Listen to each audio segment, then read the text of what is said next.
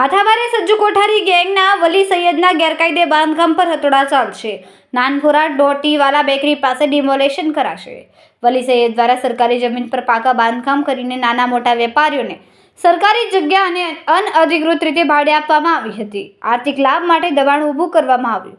Athwa Lions police દ્વારા દબાણ દૂર કરવામાં આવશે। ગેંગથી સાથે જોડાયેલા માણસો વલી મહેમદ હસન સૈયદ નામ છે અને આ લગભગ 9 પાકા દુકાનો અને 30 કેબિનો આ સરકારી જમીન ઉપર દબાણ કરી આ કેબિનોના કન્સ્ટ્રક્શન કરી આ લોકોથી ભાડે વસૂલતા હતા ગયા કઈ વર્ષોથી।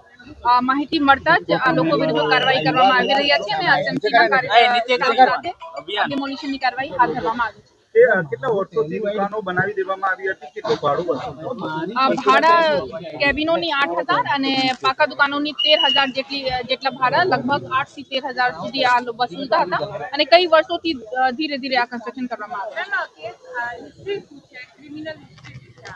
આ વલી મહેમદ સજ્જુ કોઠારી સાથે રહેવાવાળા માણસ છે અને એમની વિરુદ્ધ ખરેખર એક જ જાહેરનામા ભંગનો ગુના છે અત્યાર સુધી જે અમારે લોકો પાસે માહિતી છે અને આગળની તપાસ અમે લોકો કરી। આ ગેંગમાં કઈ રીતે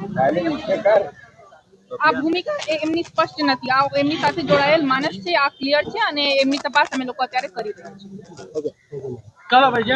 કેમેરામેન હર્ષદ પાટીલ સાથે સુનિલ પાટીલ, સમય મીડિયા ન્યૂઝ, સુરત।